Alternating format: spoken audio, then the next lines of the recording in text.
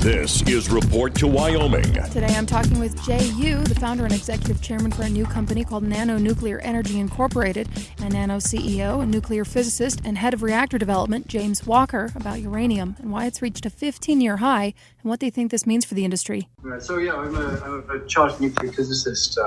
My professional background doing that was I used to work for the UK Ministry of Defence as a nuclear engineer in charge of the construction of manufacturing facilities to produce reactor cores. Those were for submarines, and I was also the chief engineer in the construction of a nuclear fuel reclamation plant as well. I used to get seconded to Rolls-Royce, where I worked as a physicist in the design of nuclear reactors for the next generation nuclear submarines, and as a thermal hydrologist on more the mechanical side of things. I did move over to North America when the nuclear industry looked like it was on the decline, and got more involved in capital markets and public companies and IPOs, and that's how I met our chairman and founder, Jay. Yes, nice to meet you. I'm Jay Yu, founder and chairman of NANO Nuclear Energy. My background is I'm a capital markets person, individual professional. I worked at an investment bank during the big meltdown, I would say, big bank meltdown in 2008. I decided to take the money I saved up and invested into kind of startups and pre-IPO companies. And since then, I've invested in hundreds of companies. These days, I invest in myself and into surrounding myself with the best people in the world, like James. And we've created something special here with NANO Nuclear in a very timely market, I would say. How would you describe NANO Nuclear? Like, just break it down in the most simplest terms. What is it? I would say it's a vertically integrated nuclear energy company. And by that, I mean it's a nuclear energy company that ultimately wants to produce microreactors to power energy systems. But it's also looking at every part of that cycle. So fuel creation, fuel transportation, sourcing material. So it's a diversified, multifaceted business that wants to be involved in every aspect of the nuclear energy industry. So you guys are feeling pretty optimistic, and that's probably an understatement, about the future of nuclear energy. I would say when we started talking about starting the company a few years ago, there was no real appetite for nuclear energy. And this might be the best timed startup I've ever seen, because almost as soon as we did get started, the interest from both government and industry ramped up enormously in the nuclear energy sector. And now it's pretty much white hot. So you get COP28 announcing they want to triple the world's nuclear output, or the UK wanting to quadruple it. You've got massive funding opportunities now coming out of the United States government for big nuclear infrastructure projects and funding opportunities. It's now the appetite for nuclear is maybe the biggest it's ever been in the history of nuclear energy. So optimistic, certainly. Like we positioned ourselves incredibly well at a time when there was little interest, in time for taking advantage of all the interest that's now there. The price for uranium, it just went up so dramatically in a short amount of time. What do you think is a factor there? What's causing that, the frenzy, if you will? So the uranium price did really respond to market interest. Is that suddenly countries, even the United States, as an example, like what the United States was previously doing prior to, say, the Ukrainian war, was it was buying all of its enriched material from Russia, almost all of it. And it was stockpiling it, and that allowed its own infrastructure to atrophy. So it wasn't really capable of enriching material to service its own defense programs or civil programs. And when, say, the Ukrainian war happened, or as an example, countries began to look at energy sovereignty, and the conclusion they all almost came to was nuclear has to be the way that we do that.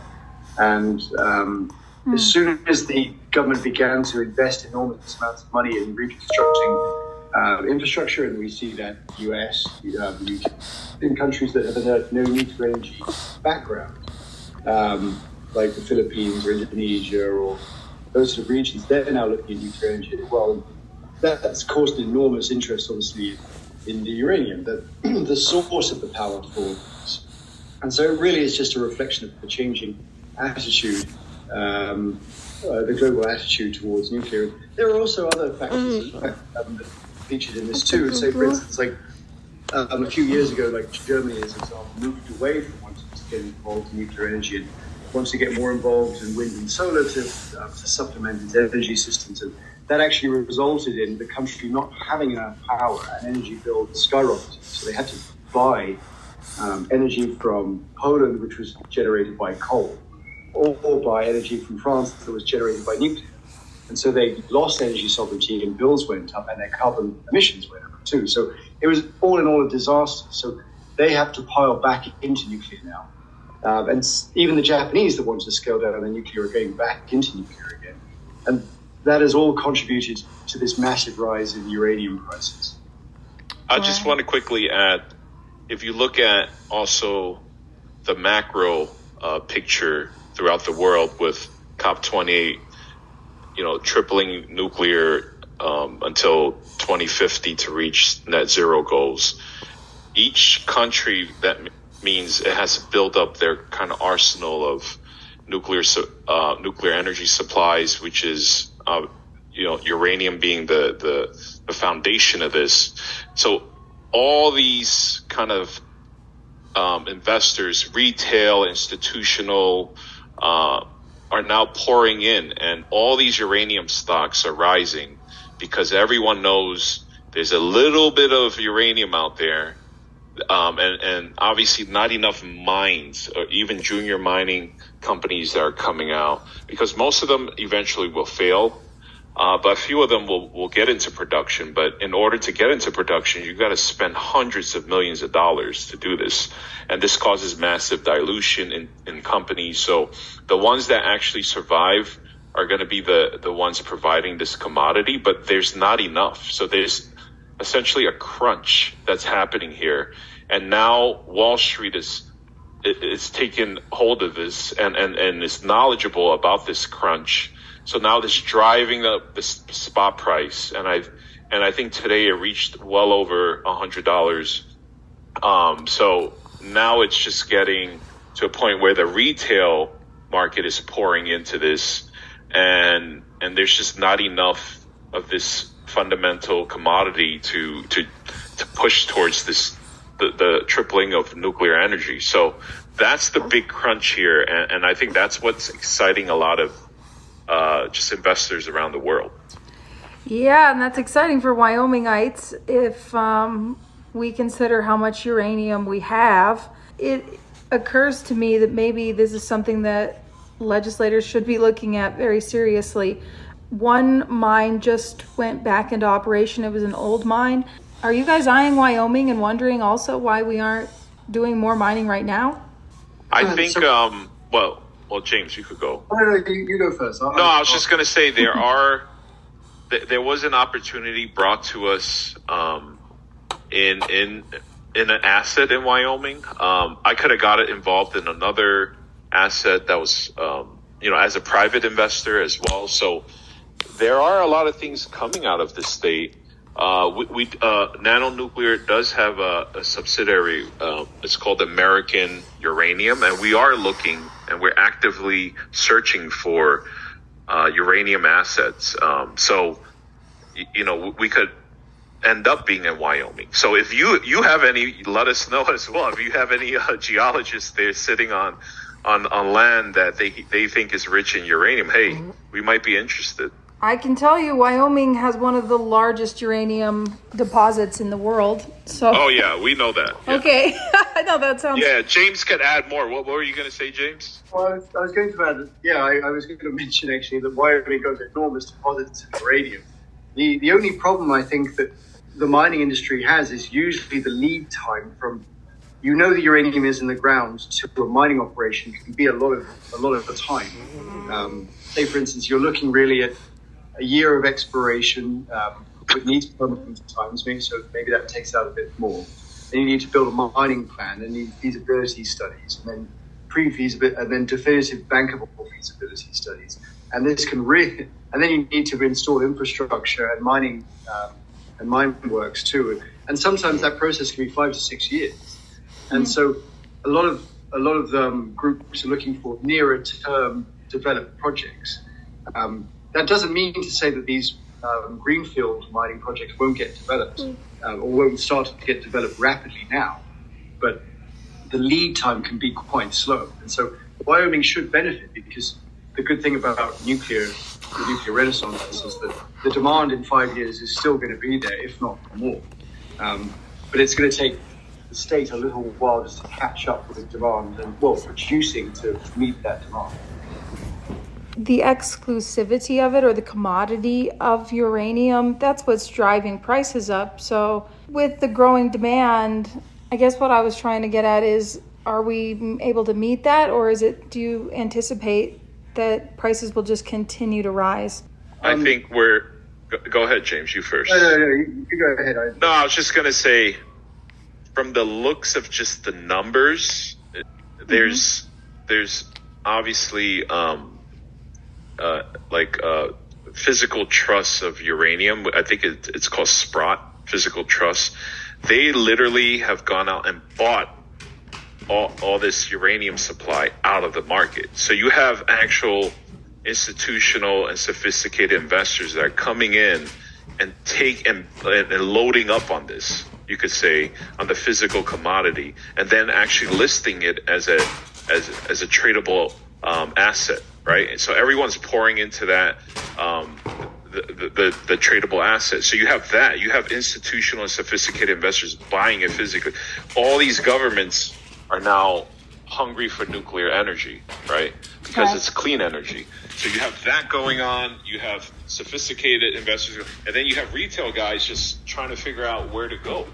So they're just going to buy anything that's, on the stock market, and also, just like Jane said, just in order to actually mine it and get it into production, it takes many years, and it takes so much funding that I don't see how this is not going to go up. It's just the numbers is here, and it's being crunched. Yeah, and I would just add that I think in the short term it's going to be very difficult to meet the demand that's emerging right now. But America as a whole country is incredibly resource rich, but it's almost been undermined because it's been able to source material from somewhere else, and obviously that's an issue because it takes mines a while to ramp up, but it could meet a significant portion of its domestic uranium requirements once those mines are in production. But it's going to take a bit of a lead time, unfortunately, to get there. And until then, it's going to have to source uranium from places like Kazakhstan, Central Asia, where they are big producers of this already, and they've always been big producers. And it'd be interesting to see, actually, Australia have enormous quantities of uranium, but I think they actually have a ban on mining this stuff. Maybe I'm wrong on that, but no, I think I did read about that. I think the country has a total ban on nuclear, I believe. There's a lot of advocates right now popping up that are voicing their opinions and saying we need nuclear. So I think the whole country they don't have regulatory aspects around nuclear. It's kind of like Germany shutting down all its reactors. They're just anti-nuclear right now. But once again, it's enormous mineral wealth there in uranium. So having another country like that pop up and add to the supply chain will be great, but that's not happening. Interesting. So if I understand you guys correctly, right now is a great time to invest in uranium? I'm not a Wall Street analyst, but we're building companies around that. So I think I'm bullish. I'm personally bullish. I hope James is too. I mean, the annoying part is that we knew this was coming, and I should have bought some of the stock in the Sprott ETF. We feel like we'll become a unicorn ourselves as well. So. Okay. Right now, what we're focusing on is a whole vertically integrated model where we're able to. One of our subsidiaries is called American Uranium, where we actively pursue that in the future. Not right now, but in the future, if let's say we find a great asset in Wyoming, right? We would have no problem coming in there and investing into the land and into drilling or whatever we need to move forward. So we want from inception the commodity, then we want the fuel fabrication for these small reactors for the future, which we plan to do as well. And then eventually also transportation. It's great that you have all this stuff, but how do you transport it around? So we're looking at transportation, new technology around the transportation side. And then finally into our reactors, which is essentially a nuclear battery on a truck. If you could imagine that. So it's portable. Think of natural disaster relief, remote communities like up north in Canada, where they primarily run on fossil fuels and diesel generators. So we could essentially replace these diesel generators with carbon-free energy solutions. And then ultimately, we want to actually grow this internationally too, because of the big movement and the nuclear renaissance around the world. We actually want to get into different countries and help support governments there. NANO is comprised of a world-class scientists, and not only that, a world-class former national leaders and policymakers as well. So we could actually work on multiple ends of the spectrum, I would say. And then, our leadership team with me and James, we have a different approach to a nuclear energy company, the traditional or historic nuclear energy company, because we're looking at this from a business perspective, not an academic exercise like many of these other companies have done before. Where are you guys headquartered? We're headquartered in New York City, and then we're planning to have multiple manufacturing hubs across the U.S. We are planning to build our fuel fabrication for HALEU in Idaho in conjunction with Idaho National Labs. Yeah, we're kind of a shifting and moving area, but the corporate headquarters is in New York City. As far as the business, the ethics behind this, I can understand the business perspective of it and pursuing the money, but why nuclear energy? What draws you to that? So this actually, NANO didn't start as a nuclear energy company. I'm speaking for Jay a little bit here, but there was a realization that there was going to be a massive problem with energy supply in the future. The future of energy needed to be determined because enormous amounts of money was going into renewables, and they weren't seeing the returns that they were hoping for in terms of energy output. So there was inconsistency, there was enormous storage costs which hadn't been factored in. There was much more land usage, and the capacity factors were low. And so it looked like there needed to be some sort of redress to address this shortfall. And really, when you looked at the energy landscape, the only real solution to the future energy problems was nuclear. And that's really how NANO began. Because, nuclear had the highest capacity factor, which means consistency, beating out gas or oil or diesel or anything like that, combined with the fact it could be locationally put anywhere. So it wasn't situationally dependent on it needing enough sun or needing enough wind. And it actually provided a lot of energy sovereignty, which a lot of countries are lacking, like say with Germany when it shut down its nuclear power plants, or Japan, for instance, when it tried to move away from nuclear, it ended up very dependent on oil exports from the Middle East.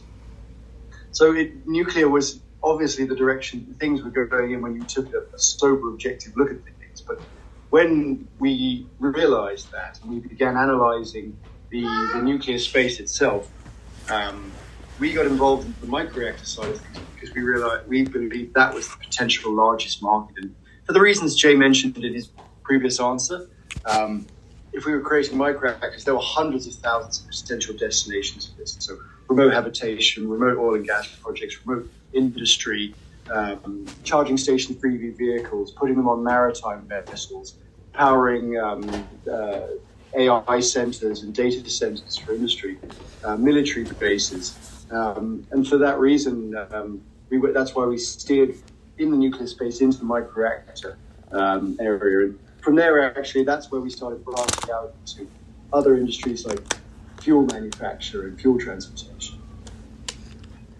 If we're anticipating that the future, this might be something that changes the world, why do you think it's a good idea? Well, it's a good idea. One, it provides energy sovereignty for countries. So when you do end up with situations like the Ukrainian conflict, where the US and Russia are now at odds with each other, but the US is still heavily dependent on imports of enriched uranium material from Russia. So that obviously stifles enormous amounts of diplomatic power that the country is able to wield, because it cannot put sanctions on something that it desperately needs from a hostile country. So that's one, it's more diplomatic power to exercise. Two, it's a zero carbon emitting energy. And so like the big drive in energy in the past couple of decades has been to move into that space. Now, it's not been successful, unfortunately. Vast amounts of money has been spent and the returns have not been. In fact, the costs have been well over what was hoped for. So nuclear can provide that. And the good part is that because there's been such advances in material science and in the SMR space, those costs will come down considerably once these power plants are being launched. So nuclear is only expensive because of the time it can take to put into the ground the upfront capital costs, which translates to big financing costs. And so if you look at a big civil nuclear power plant, 70% of the cost of that, the capital costs, are financing related costs to pay for that upfront capital. But once you produce smaller reactors, that big capital cost diminishes enormously, so the financing cost goes away. So the cost of nuclear energy is going to come down considerably. So you're going to end up with eventually it being the cheapest option for energy. And so that's the next big thing. So you've got energy sovereignty, you've got, and then you've also got the fact that it can be locationally put anywhere. So like renewables cannot be put wherever you want from the start. So that rules a lot of them out. And the fact is that when you have remote locations that require fossil fuels like diesel, they need constant logistical support to ship in on a daily basis that diesel to support that infrastructure or that business or that habitation. Nuclear does not need that kind of refueling. You could put a microreactor down or an SMR reactor down, and that would power something for 15 to 20 years without needing any type of intervention for fuel. And so that has enormous benefits, and that's why even the military are looking at this, because they have big military bases all around the world. Those things almost exclusively run on diesel at the moment. The issue there is that they're a lot of the time in hostile areas where that means you need to bring in diesel on a daily basis. That creates an enormous amount of manpower protection that's required. If you have a nuclear reactor that just powers the base for 15 years, that all goes away. And so you can see how that convenience will translate to any remote location. And so I think nuclear is going to be transformative. I think you're going to see bunker fuel in the big shipping vessels being replaced by nuclear reactors, because we know it works already. The US Navy has powered dozens of aircraft carriers and submarines around the world for decades without incident, all powered by nuclear, zero carbon. So you're going to see that translate into the private sector. And even big companies like Microsoft, with big data centers, if they want those things to be remote, at the moment they have to power them almost predominantly on fossil fuels. They don't want that. They want those things to be able to, and that means logistical importation of these fuels.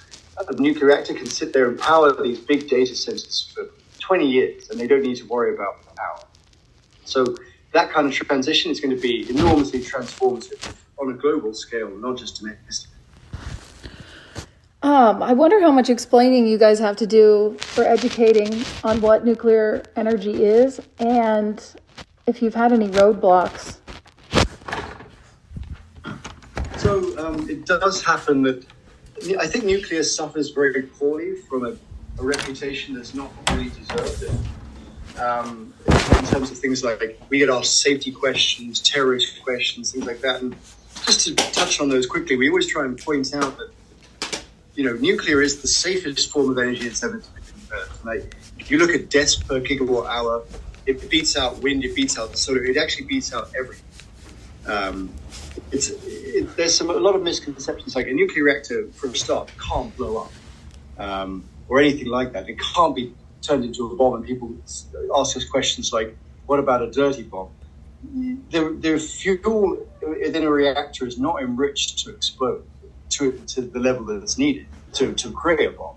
It's several order of magnitude less than that. I think the idea of a dirty bomb is that you just blow up uranium and then you need to just pick it up and it's inconvenient. But it's not. Actually, if you blow up a reactor with a missile or something like that, the reactor actually becomes less dangerous because you've separated the material.